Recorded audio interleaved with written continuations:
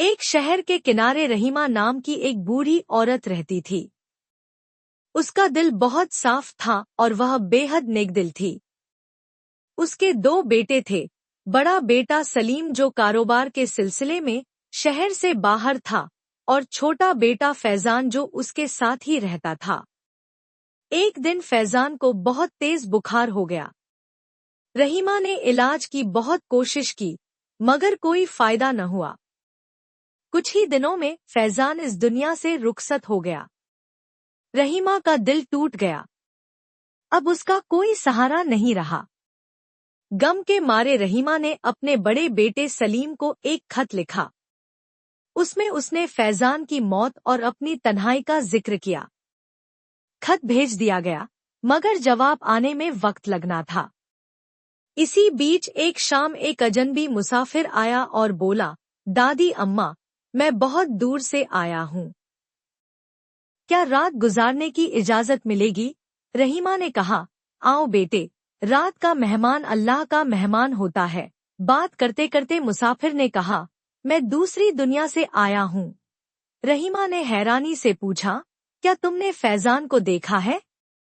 वह भी अब दूसरी दुनिया में है। मुसाफिर ने फौरन कहा, हाँ दादी अम्मा, मैं उसी के साथ रहता हूँ। बेचारा फैजान बकरियां चरा रहा है, उसके कपड़े भी फट गए हैं। रहीमा का दिल भर आया। उसने कहा, बेटा, अगर वापस जा रहे हो तो फैजान को मेरा सलाम कहना। ये 50 रुपए और कपड़े का थान उसे दे देना। मुसाफिर ने रात वहीं गुजारी और सुबह सुबह सब कुछ लेकर चला गया। कुछ दिन बाद सलीम घर वापस आया।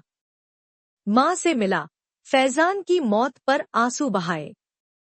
फिर रहीमा ने उसे वह वाकया सुनाया कि कैसे एक मुसाफिर आया था और उसने फैजान का हाल बताया और उसे तोहफा दिया गया।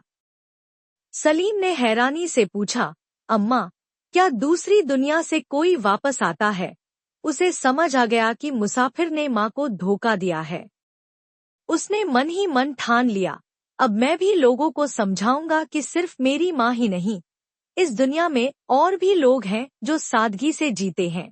सलीम एक गांव पहुंचा जहां एक जमींदार की हवेली के बाहर एक मोटी सी बकरी और उसके 3 बच्चे बंधे हुए थे। सलीम उनके सामने घुटनों के बल बैठ गया और बकरी को सलाम करने लगा। जमींदार की बीवी ने खिड़की से देखकर नौकरानी से कहा, जाकर पूछो, ये बकरी को सलाम क्यों कर रहा है? सलीम ने कहा, ये मेरी बीवी की रिश्तेदार है। कल मेरे बेटे की शादी है, इसे बुलाने आया हूँ। मजाक उड़ाते हुए बीवी ने बकरी को सजवाया, रुई का लिबास पहनाया और 2 घोड़ों वाली बग्गी में बिठाकर सलीम के साथ रवाना कर दिया।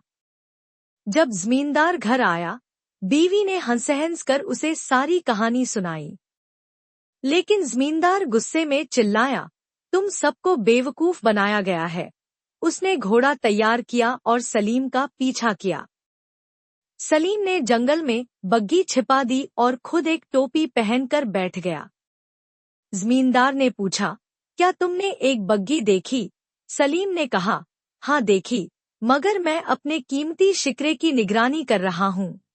जमींदार ने कहा, मैं निगरानी करता हूँ, तुम मेरे घोड़े पर जाओ। सलीम बोला, शिकरा बहुत महंगा है, तुम जमानत में 100 रुपए दे दो। जमींदार ने रुपए दिए और सलीम घोड़े पर सवार होकर चला गया। कई घंटे गुजर गए, सलीम वापस नहीं आया। जमींदार ने टोपी उठाई, नीचे कुछ भी नहीं था।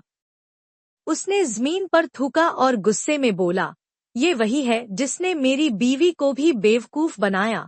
सलीम घर लौटा, माँ को सब कुछ दिखाया, 3 घोड़े, 1 बग्गी और बकरी के बच्चे। उसने कहा, अम्मा, तुम ही नहीं, दुनिया में और भी साफदिल लोग हैं और हर धोखा खाने वाला बेवकूफ नहीं होता। कभी कभी वही सबसे बड़ा सबक सिखा देते हैं।